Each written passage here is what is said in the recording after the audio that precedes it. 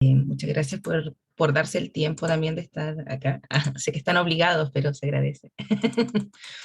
Como les dijo Francisco, mi nombre es Beatriz Arenas, yo soy abogada, llevo ya un tiempo trabajando con de temas de derechos humanos, en particular enfocadas hacia las mujeres, ya con temas de género. Soy monitora en prevención de violencia y desde hace un tiempo tengo la inquietud, por una parte porque es mi área profesional y por otro lado, porque me gusta mucho el tema de la docencia, como hablar de estos temas en espacios como este, ¿no? Como en los colegios, en los cursos, para que así nos vayamos educando, no solamente en temas de derechos humanos, sino que en todas estas materias que nos sirven finalmente para prevenir otras situaciones que quizá más adelante ya podemos como entrar a conversar aquí más en detalle. Entonces, en este caso titulé la presentación como Derechos Humanos e Interseccionalidad, sin perjuicio que de ahí les voy a explicar qué es la interseccionalidad, y que hay ciertos aspectos de la interseccionalidad que me interesa que en este caso comprendamos mejor. ¿Ya? A ver si puedo pasar. Los objetivos de esta presentación.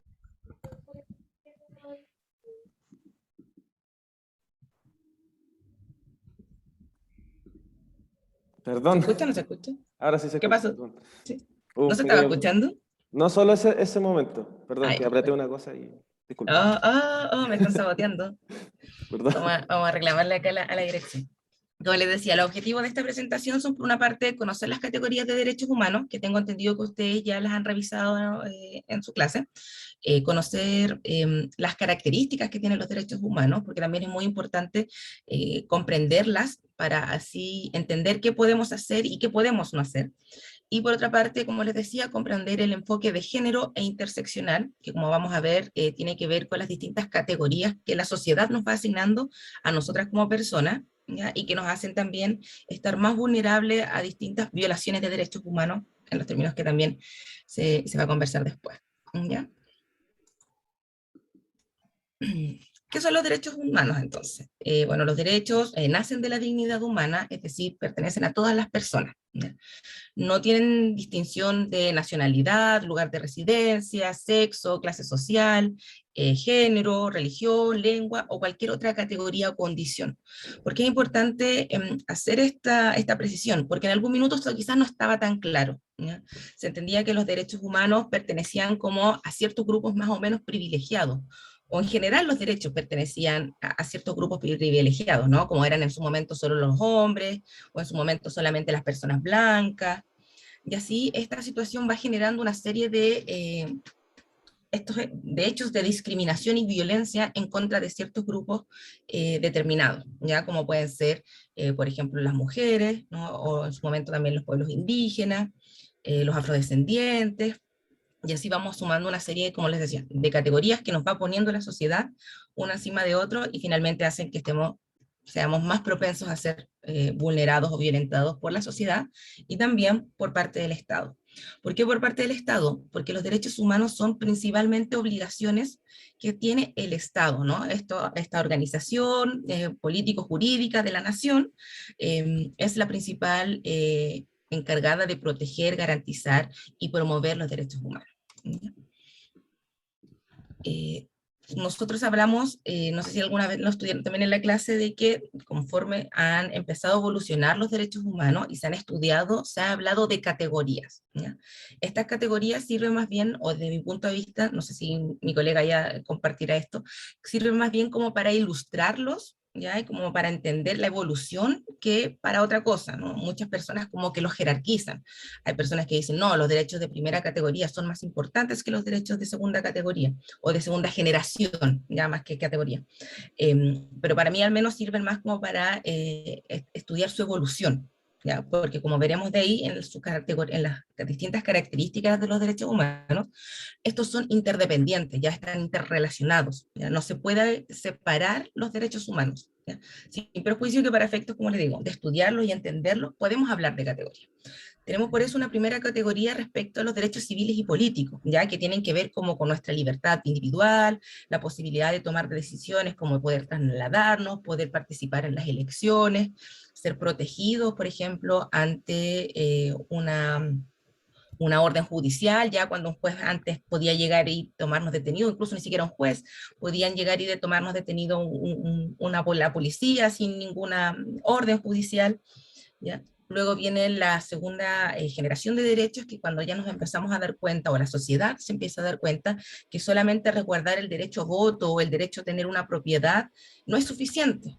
Hay que contemplar o hay que proteger otros aspectos de la vida, y de ahí se habla de los derechos económicos, sociales y culturales, como por ejemplo puede ser el derecho a la salud, el derecho a la educación, el derecho a una vivienda digna, ¿no? El derecho a desarrollar mi cultura, que si se fijan, ya necesitan que el Estado, ya en este caso quizás hablamos, nosotros siempre pensamos en el Estado como en el gobierno, ¿no? Tiene que tomar acciones para asegurar estos derechos, ¿no? Porque no basta con que nos digan yo tengo derecho a educarme, yo tengo derecho a la educación, ¿no? Necesito que el Estado genere las oportunidades necesarias para acceder a este derecho. Tiene que crear colegios, tiene que tener profesores, y estos colegios y profesores tienen que ser asequibles, ¿no? Tienen que haber recursos. Lo mismo con el tema de la salud. No me basta que a mí me digan, usted tiene derecho a una salud, a la salud. Sí, por supuesto. Pero ¿qué pasa si no hay hospitales? ¿Qué pasa si no hay médicos? ¿Qué pasa si no hay tratamiento? No se están cumpliendo. Luego empezamos a hablar también, cuando nos damos cuenta de que también la sociedad se da cuenta de que hablar de estos derechos, reconocerlos, intentar garantizarlos, no es suficiente en la generalidad, en la universalidad, porque hay colectivos, hay grupos de personas que sufren estas discriminaciones de las que hablábamos, o que el acceso a estos derechos, ya sea civiles y políticos, o económicos, sociales y culturales, es distinta, porque históricamente han estado en situación de discriminación. Entonces tenemos que hablar ya de otros derechos, ya respecto que se le reconocen a grupos particulares, como por ejemplo pueden ser los derechos de las mujeres, los derechos de los niños, niñas y adolescentes como ustedes, o los derechos, por ejemplo, de los pueblos indígenas o de las personas con discapacidad. Entonces ahí se empieza a hablar luego y empiezan a haber convenciones, ¿no? Se empiezan a crear, a tomar acuerdos respecto a la necesidad de reconocerles estos derechos específicos. Yo en este caso me refiero, por ejemplo, uno de los temas que más trabajo son, como les decía, los derechos de las mujeres. Y hay distintas convenciones que protegen los derechos de las mujeres en específico, como por una parte puede ser su derecho a vivir una vida libre de violencia o el derecho a no ser discriminadas. Eso también pasa, por ejemplo, con de ahí lo vamos a ver igual en la listita, pero a modo de recordatorio. Pasa también como con los pueblos indígenas y también, por ejemplo, con los grupos afrodescendientes, por ejemplo, están en una situación o categoría similar. Y ahora en el último tiempo estamos hablando de la cuarta generación de derechos y hablamos de los derechos digitales. Para algunas personas esto ya es como una aberración, ¿no? Así como, ¿qué estamos hablando de derechos digitales? ¿Qué es esto? Pero si se dan cuenta cómo ha evolucionado la sociedad, y sobre todo ahora con la pandemia, si pensamos que para poder acceder a nuestros otros derechos, ¿no? Todo lo que hablamos antes, el derecho a la educación, a la salud, a poder votar, a poder participar en espacios políticos, el derecho a organizarnos, ya no se puede pensar sin el acceso, por ejemplo, al Internet. Y no solamente me sirve conectarme, sino que tiene que ser un Internet, un acceso a Internet, por ejemplo, de calidad. Porque si la conexión es mala, ustedes en su casa no van a poder escuchar a sus profesores, ni van a poder participar en la clase, y eso va a afectar sus derechos, y por eso están interrelacionados. Ahora, recién se está hablando, lleva muy poco tiempo el tema de la cuarta generación, pero créeme que en los próximos años esto va a estar así muy en boga, porque ya es sumamente necesario, y de ahí viene el reconocimiento y la necesidad de que hablemos de estos temas, de que en la medida que se van haciendo urgentes y necesarios, tenemos que ir educándonos, porque también esa es la forma que tenemos nosotros para exigirlo. Como les decía antes, los derechos humanos tienen algunas características, ¿no? Por una parte son universales, esto significa que le pertenecen a todas las personas, ¿cierto? Sin distinción de raza, sexo, edad, nacionalidad, ¿no? Son indivisibles, es decir, yo no puedo partir como el derecho, ¿no? Yo no puedo decir tengo derecho a la salud hasta cierto punto y hasta cierto punto no. No, eso no puede ser. Son integrales, están relacionados entre sí. Si afecta mi derecho a la salud, también afecta mi derecho a la vida. Si afecta mi derecho a vivir una vida libre de violencia, afectan mi derecho, por ejemplo, a la salud. Y así, están siempre interrelacionados. Ahora el ejemplo de los derechos digitales, ¿no? Si mis derechos digitales no están asegurados, lo más seguro, es muy probable que en el caso de ustedes, por ejemplo, que están yendo a clases, que están en etapa de educación, de educarse en el sistema formal, eh, no van a poder acceder a la educación. Entonces se van a ver afectados porque están interrelacionados. Son inalienables. ¿Qué significa esto? Que yo no me los pueden, como que no me los pueden quitar, ¿no? No me pueden decir usted no es una persona y no tiene derechos. No puede pasar eso, ¿ya? Sin perjuicio de que también quizás ahí vamos a ver más adelante que en la práctica pasa o ha pasado muchas veces. Son irrenunciables. Yo no puedo renunciar a mi libertad, yo no puedo renunciar a la salud, yo no puedo renunciar a vivir en un ambiente libre de contaminación. El ejemplo como más extremo es como yo no me puedo convertir en esclavo, por ejemplo, aunque lo desee, porque estoy protegido por estos derechos. Yo no puedo renunciar a mi dignidad. Y por otra parte son imprescriptibles. ¿Qué significa esto? Que si yo no los ejerzo, que si yo no los pido, si yo no los exijo ante la sociedad o ante el Estado, no los pierdo. Se mantienen ahí, quedan como en estado de latencia. Por tanto, un Estado, o ahí podemos ver eso como las distintas como organizaciones o situaciones en las que se puede haber un conflicto o una violación de derechos humanos, no pueden decirme, oiga, es que usted nunca exigió su derecho a la salud o su derecho a la vivienda, nunca lo exigió. No. Están ahí, aunque estemos en silencio, siempre están ahí y existen.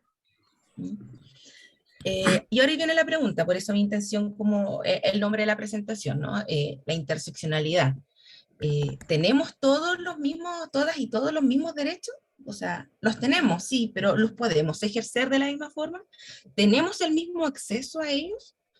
No sé si quieren como responder la pregunta ahora o la dejemos para después quizás. Ahí Francisco me podrá indicar si la esperamos quizás o responden ahora. Está silenciado, Francisco, no te escuchamos. Si está... Que continúe, eso, que continúe. Sí, Ya, yo creo ya, que mejor termina ya, perfecto. la esta y Les después... dejo entonces planteada esa pregunta. ¿Ya? Cierto, se nos reconoce a todas y todas las personas los mismos derechos, ¿ya? Pero, ¿tenemos el mismo acceso? ¿Se nos asegura de la misma forma?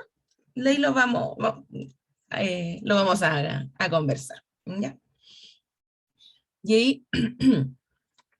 ahora me gustaría que viéramos, no sé si en su clase también lo revisaron, de que estos derechos que yo le estamos hablando vienen o son reconocidos en instrumentos internacionales, ¿ya?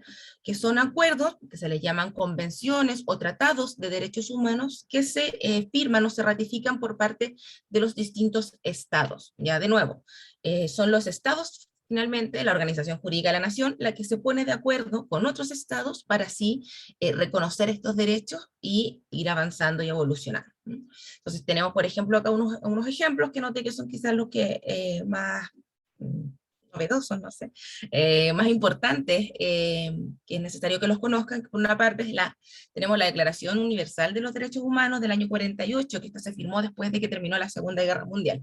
No sé si ya vieron, vieron Segunda Guerra, pero cuando no, si no, se van a acordar. También tenemos el Pacto Internacional de Derechos Civiles y Políticos. En la del año 48, los estados dijeron, sí, hay derechos humanos que los estados tenemos que respetar. ¿Ya? Se pusieron de acuerdo en eso. No puede volver a pasar lo que pasó en Alemania, no puede volver a pasar esa situación. En el año 66 dijeron, sí, nos ponemos de acuerdo en que las personas tienen derechos civiles y políticos. ¿Se acuerdan que hablábamos de los de primera generación? Después, en ese mismo tiempo, se dieron cuenta de que también hay derechos, había que reconocer los derechos económicos, sociales y culturales. Y eso pasó en el sistema universal, ¿ya? Es decir, lo que nosotros conocemos ahora como la ONU, la Organización de Naciones Unidas. Y además, nosotros en Latinoamérica, en el continente americano, tenemos la Organización de Estados Americanos, ¿ya? Que es una organización más chiquitita, pero que funciona también como la ONU, pero a nivel regional. Y también se pusieron de acuerdo los estados americanos y tuvieron sus propias convenciones. Por ejemplo, en el año 78 se ratificó, entró en vigencia, perdón, la Convención Americana de los Derechos y Deberes del Hombre, ¿ya? Y voy a hacer aquí mucho énfasis en esta palabra, ¿ya? En los deberes del hombre, ¿ya? Como si fueran los hombres las únicas personas que tienen derechos. Y en el año 88, por ejemplo, salió el protocolo de San Salvador, de El Salvador, que es el protocolo adicional, se crea como parte de la otra convención que les mencioné, pero es adicional, el protocolo adicional a la Convención Americana en materia de derechos sexuales, perdón, de derechos económicos, sociales y culturales. Y esto lo dejo. Las distintas organizaciones han continuado la evolución, ya no son las únicas convenciones que existen, sino que justamente conforme han aparecido nuevos enfoques, se ha hablado de nuevos derechos, de nuevas generaciones, se han creado nuevas o reconocido nuevos derechos en distintas convenciones. Ejemplo de ello es la Convención Internacional sobre la Eliminación de todas las formas de discriminación racial, en el año 1965, ¿ya? Tenemos también el caso de la Convención sobre la Eliminación de todas las formas de discriminación contra la mujer, en el año 79. La Convención sobre los derechos del niño, también aquí habla solamente del niño, no habla de la niña o de los adolescentes como en general, ¿ya? Año 89. Y ponemos acá en América Latina, en América, la Convención Interamericana para Prevenir, Sancionar y Erradicar la Violencia contra la Mujer. Si ustedes se dan cuenta, estas convenciones empiezan a adoptar nuevos enfoques y a tratar temas mucho más específicos, ¿no? No hablamos de los derechos humanos en general de todas las personas, sino que los derechos de los niños, los derechos de las mujeres, los derechos de los pueblos indígenas, que nos permiten adoptar estos nuevos enfoques. Porque como les decía previamente, la sociedad nos otorga distintas categorías, ¿ya? Nos dice, tú eres mujer, tú eres indígena, tú eres discapacitado, tú eres niña, tú eres niño, y a medida que va poniéndonos categorías, nos va haciendo más discriminados, porque no sé si pensarán ustedes lo mismo, pero seguramente una mujer mapuche, ¿no? Es mucho más discriminada que una mujer que no es mapuche, ¿no? Y a su vez, una mujer que es mapuche va a ser mucho más discriminada que un hombre blanco, como aquí los profesores que tenemos aquí sentados. Hay una diferencia, y aunque quizás a veces para nosotros puede parecer así como muy sutil, como que en verdad no nos afecta, a la persona que está siendo discriminada sí le afecta, porque se le restringe su acceso a los derechos, ¿ya? A todos sus derechos, porque a lo mejor en el consultorio cuando le tratan distinto, ¿no? Porque a lo mejor en el colegio, ahora quizás ya no pasa tanto, pero en el colegio en su momento les obligaban a hablar en castellano y les prohibían hablar en su idioma, en su lengua materna. Entonces todas esas son vulneraciones que se van sumando una por sobre otra, ¿ya? Y por eso es importante hablar de estos nuevos enfoques, hablar del enfoque género, del enfoque intercultural, que tiene que ver con el reconocimiento justamente de las distintas formas de vida, de formas de organización cultural que pueden haber en una sociedad. Ahora nosotros, no sé si en el curso acá hay niños que vengan del extranjero o que sean de padres extranjeros, o conocen ustedes, se darán cuenta que tienen una vida muy distinta, ¿no? Y es igualmente valorable y valiosa y se tiene que respetar. Pero ¿qué pasa? Que si nosotros vamos sumando esta categoría, entonces ahora ya es niño, es hijo es migrante, ¿no? Y a lo mejor tiene la piel oscura, es más discriminado. Por eso tenemos que ir previniendo este tipo de situaciones y tenemos que informarnos sobre esto, ¿ya? Y aquí viene lo importante. El Estado es quien tiene la obligación de respetar, garantizar y promover los derechos humanos. Son los estados los que firman estas convenciones y se ponen de acuerdo en decir, sí, estos derechos humanos existen y tenemos que respetarlos y promoverlos. Por eso cuando nosotros hablamos de violaciones a los derechos humanos, siempre nos referimos, o usualmente nos referimos, a que el Estado o sus funcionarios están realizando acciones que violan los derechos humanos. Ahora, esto no significa que nosotros como personas particulares, como ciudadanas, ciudadanos, no tengamos la obligación de respetarnos, no significa eso, sino que significa que nosotros tenemos la obligación de contribuir a una sociedad de derechos, y en nuestras acciones, en nuestras organizaciones, tener esto en cuenta. Pero quien tiene la principal obligación de respetar, garantizar y promoverlos es el Estado. Por eso cuando yo hablo de derecho a la educación, yo se lo exijo al Estado y no se lo exijo a mis padres, o se lo exijo al colegio, no sé, pues si en un colegio católico, por ejemplo, voy y se lo exijo a la iglesia, ¿no?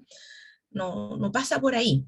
Si yo exijo también el derecho a la salud, yo no se lo exijo a la clínica privada, se lo exijo al Estado, porque ellos son los encargados de respetar, garantizar y promover estos derechos. Y eso yo creo que es una cuestión como sustantiva, ¿sabes? ¿quién es el encargado? ¿No? Como a quién le podemos exigir. Y a modo de reflexión final, quisiera plantear las siguientes preguntas. ¿Qué pasa entonces si el Estado no respeta los derechos humanos? ¿Qué pasa si no los promueve, si no los garantiza? De ahí vamos, yo creo que ahí la próxima parte se va a ahondar mucho más de qué pasa cuando esto no sucede, ¿no? Y por otro lado, la pregunta que yo se los planteo como a ustedes, ay, se me pasó, perdón, déjeme volver, es, ¿qué podemos hacer nosotras, nosotros, en nuestro colegio, en nuestra familia, en nuestra vida cotidiana, para contribuir a una cultura de derechos humanos? Porque como les digo, si bien principalmente es obligación del Estado eh, respetar, garantizar y promover, nosotros como particulares, como personas individuales, también tenemos el derecho de respetar a la persona que está a nuestro lado, a la persona con que convivimos y con quien compartimos. Podemos hacer algo nosotros que está a nuestro alcance. Así que ahí se lo dejo planteado esas tres preguntas para que ahí conversemos después y si quieren, por supuesto, ahondar en alguna de las cuestiones que quedaron aquí pendientes, ahí lo conversamos. Así que eso, muchas gracias por el tiempo y les dejo el pase aquí al colegio, como parote que creo que hay paré de compartir o no, aquí está, ya hay paré. Muchas gracias, Bea, por tu aporte, de verdad, fue súper interesante. Ya, ahí vamos a compartirlo más tarde. En este momento yo estoy tomando palabra, yo sé que José levantó la mano, así que en un ratito más te doy el pase para que le preguntes a la Bea lo que tenías que decir. Y entonces en este momento le doy el pase a Francisco Bustos para que pueda compartirnos y hablarnos sobre su experiencia. Perfecto, muchas gracias Francisco, gracias también a Beatriz por la introducción porque sin duda me permite ahorrar algunas cosas que yo iba a decir. Estoy compartiendo ahí la pantalla, justamente los derechos humanos, o al menos esta idea surge con la Declaración Universal posterior a la Segunda Guerra Mundial, eso ya fue dicho. Aquí se cuestiona esta idea de la soberanía estatal como un absoluto. Ustedes han visto probablemente los estados en el siglo XIX y antes podían perfectamente incluso llegar a exterminar a parte de su población, y eso se ha visto con los pueblos indígenas, y no solamente aquí en Chile. Uno puede ver la conquista del desierto en Argentina, las campañas del general Custer en Estados Unidos, la anexión de la Araucanía en Chile, ¿no? Y varios pueblos que fueron asimilados, niños separados de sus padres, en fin, era algo que se permitía, o también incluso asesinatos de trabajadores y otra serie de vulneraciones. Estos derechos también, como explicaba bien Beatriz, son inherentes a todos los seres humanos sin distinción de nacionalidad, de la edad, del lugar de residencia, del sexo, orientación sexual, origen nacional, es decir, eh, no debe atenderse a ninguna de estas condiciones y están interrelacionados, son interdependientes e indivisibles. Es decir, yo no puedo decir respeto a algunos derechos humanos, pero otros no. ¿Sí? Eso también, eso ya fue dicho. Y justamente estos están protegidos por esta disciplina, que es el Derecho Internacional de los Derechos Humanos, que dispone mecanismos para proteger, para promocionar y para respetar estos derechos. Y ahí tenemos una serie de tratados, que también esto lo mencionó Beatriz, así que voy a ir bastante rápido, que son instrumentos que buscan generar mecanismos para proteger estos derechos, tanto a nivel interno como a nivel internacional. La experiencia de la Segunda Guerra Mundial fue que muchas veces puede ocurrir que el propio Estado sea el que vulnere tus derechos, y es el propio Estado el llamado a este respeto. Y aquí tenemos algunos de estos instrumentos, por ejemplo, la Convención sobre los Derechos del Niño, como bien decía Beatriz, dice del niño, pero debe entenderse aquí que no solo protege a los niños hombres, sino también a niñas y adolescentes. Tenemos otros instrumentos también, como bien decía ella, como la Convención para la Eliminación de toda forma de discriminación contra la mujer, y así otros instrumentos, tanto de Naciones Unidas como del sistema regional. En esto se consagran desde definiciones de discriminación, desde obligaciones del Estado, en fin, ustedes ahí pueden buscar estos instrumentos, todos ellos están disponibles en línea, están publicados en prácticamente todos los idiomas del planeta. Y lo que me interesa aquí brevemente también es dar cuenta que los estados pueden tener obligaciones muy diversas. En algunos casos puede ser un deber de respetar, de no intervenir. Por ejemplo, de respetar ciertas formas de vida, ciertas culturas, manifestaciones religiosas, de no impedir que las personas puedan hablar un determinado idioma. También puede ser un deber de proteger, es decir, de impedir que terceros obstaculicen el acceso a un determinado derecho.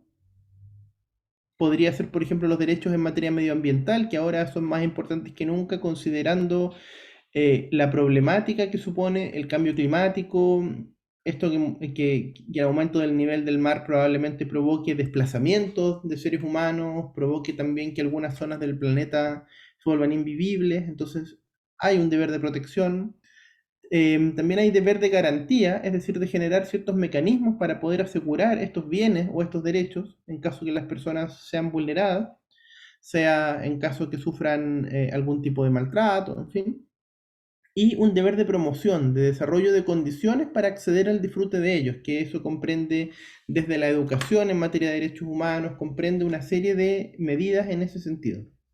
Y lo que me interesa acá tratar es algo relacionado con la dictadura civil-militar chilena y específicamente lo que se llama o lo que se conoce como justicia transicional, que este término básicamente refiere a, es un término descriptivo que refiere cuáles son las formas en que un Estado enfrenta una situación, sea de post-conflicto, que puede ser un conflicto armado, una guerra, un conflicto interno, o también alguna situación post-autoritaria, sea el regreso desde una dictadura hacia una democracia o algún otro tipo de cosa. Y en materia de justicia transicional podríamos decir, y aquí esto bien resumidamente también, que hay 4 grandes ejes que hay que atender, que son la verdad, la justicia, la reparación y las garantías de no repetición. En materia de verdad, y aquí como bien el nombre lo indica, lo primero es tratar de establecer qué fue lo que pasó. Digamos que, porque generalmente los gobiernos no democráticos suelen controlar la prensa, omiten mucha información, mienten tanto a nivel interno como en un nivel internacional. Y aquí yo les acompaño fotos de 2 de los informes de verdad que existen en Chile. De la Comisión Nacional de Verdad y Reconciliación, creada por el presidente Patricio Elwin en el año 1990, donde se buscaba establecer qué había ocurrido con estas víctimas ausentes, sea las personas que sufrieron desapariciones forzadas o bien las personas que habían sido asesinadas en el contexto de la dictadura. Luego también el informe que está más a la derecha es el informe de la Comisión Nacional sobre Prisión Política y Tortura, que fue elaborado por una comisión asesora presidencial creada por el presidente Ricardo Lagos en el año 2003, que reconoce la práctica de tortura en Chile, que la tortura es un acto prohibido que consiste en causar daño a las personas, y aquí también se reconoce que una serie de personas sufrieron estos hechos. Entonces la verdad es uno de los primeros ejes. Sin verdad, sin determinar qué es lo que pasó, es difícil poder entrar a hablar de cualquier otro tipo de consecuencia. Y entre algunas de las manifestaciones de la verdad, tenemos otra que es la llamada obligación de búsqueda. Y esto es particularmente complejo porque una de las cosas probablemente más terribles que plantean los casos de desaparición de personas es que los familiares, hasta el día de hoy, habiendo pasado ya casi 50 años desde el golpe de Estado, todavía no saben dónde están los restos de sus familiares, ni siquiera para poder tener una tumba donde ir a guardar respetos, a dejar una flor, en fin. Entonces, uno de los deberes que tienen los estados es la obligación permanente de búsqueda. Y lamentablemente dentro de las dictaduras militares de Latinoamérica durante la segunda mitad del siglo XX, la desaparición forzada es una de las características, digamos. Basta googlear el término y van a aparecer probablemente fotos de personas en países de Latinoamérica, ¿no? Entonces esta es una manifestación de esa verdad, pero hay muchas más. La otra manifestación que surge después de la Segunda Guerra Mundial es esta idea de la justicia. Normalmente quienes cometían ciertos actos, por muy atroces que fueran, bajo el alero de un determinado gobierno, generalmente no eran sancionados e incluso podían decir, yo solamente cumplía órdenes, ¿no? Eh, y es por eso que se ha dicho que muchas veces se han cometido más horrores por cumplir órdenes que por desobedecerlas, ¿sí? Entonces, esta es una imagen del llamado juicio de Nuremberg, donde se juzgó a los principales miembros de la jerarquía del nazismo y se les juzgó por crímenes de guerra, por iniciar una guerra agresiva, por crímenes contra la humanidad y por otras cosas. Y a partir de este precedente del juicio de Nuremberg también se han llevado a cabo juicios a nivel interno. Y algunos de los países que han llevado a cabo más procedimientos judiciales son Chile y Argentina. En Chile hasta el año pasado ha habido más de 400 procesos, más allá que pueden haber algunas críticas porque en algunos casos se cuestionan que las sanciones no son muy altas, en fin, otras cosas, pero en Chile ha habido, al menos desde la detención de Augusto Pinochet, un proceso de llevar a cabo juicios. ¿Sí? Insisto, eso tiene varias características, pero aquí es importante simplemente, y esto también, en cualquier caso de graves violaciones de derechos humanos, se podrían hacer juicios incluso a nivel internacional. Otra manifestación es la reparación. Y puede ser que sea complejo hablar de reparación, porque cuando pensamos en violaciones graves de derechos humanos, incluso en personas que pueden ser asesinadas, desaparecidas, en fin, que a alguien le quiten su nacionalidad, que a una persona la expulsen del país, muchos de estos hechos podrían ser irreparables, pero lo que busca la reparación es tanto un apoyo en el ámbito médico, la rehabilitación, la curación de ciertas heridas, el apoyo psicológico, el apoyo psiquiátrico, pero también podría ser una compensación en el ámbito monetario, podría ser también un reconocimiento de que la persona fue víctima de violaciones de derechos humanos. em, Durante la dictadura chilena, pero no exclusivamente, también en otros contextos. Por ejemplo, después de la Guerra Civil Española, se crearon tribunales militares y establecieron lo que se llamó consejos de guerra, que juzgaron a las personas como traidores a la patria por una serie de cargos inventados. Y una manifestación de reparación también puede ser decir, mire, esta sentencia fue dictada con vulneración de todas las garantías y usted es inocente. Eso es una cosa que se hace. Lo mismo también, ponerle el nombre de una calle a una víctima, por ejemplo, eso ocurrió con Víctor Jara en la comuna de Estación Central, que recientemente a una avenida aledaña, a la avenida Ecuador, cerca de donde él trabajaba, en la ex Universidad Técnica del Estado, ahora lleva el nombre de él, la creación de monumentos, en fin, otra cosa. Y otro de los ejes, quizá el más importante, es el de las llamadas garantías de no repetición, que como su nombre lo indica, una de las cosas que tenemos que tener muy presentes de las graves violaciones de derechos humanos es tratar de evitar que estos se repitan. De ahí probablemente viene una frase que ustedes han escuchado o que van a escuchar, que es, entre comillas, la idea de nunca más. La idea de que este tipo de cosas no se tienen que volver a repetir. Ahora, lamentablemente, desde la Segunda Guerra Mundial se han repetido infinidad de veces en Latinoamérica, en África, en Europa, en Asia, en fin, en Oceanía, en todo el mundo. Sea discriminación de personas por su origen étnico, sea también discriminación por motivos de género, sea la persecución, en fin, una serie de cuestiones que por el tiempo quizá no podamos abordar en detalle. Y estas garantías de no repetición buscan, por ejemplo, modificar o introducir la educación en derechos humanos, que estemos pensando estos temas para que eh, sean cuestiones que tengamos presentes en nuestra vida cotidiana, que lo tengan presente también los agentes estatales, en fin, así una serie de medidas que podamos coincidir y que no puedo profundizar más por el tiempo. Y la pregunta que me gustaría dejarles a modo de término, a modo de cierre, es que en los últimos años se ha denunciado que ha habido nuevas violaciones de derechos humanos, eh, tanto en materia del no respeto a los pueblos indígenas, que eso es algo que incluso casi va ligado con el surgimiento del Estado chileno. También hay diferencias en materia de género, como decía la profesora. inclusive desde que a hombres y mujeres les pagan distintos sueldos por hacer los mismos trabajos, discriminaciones en materia de la infancia, todo.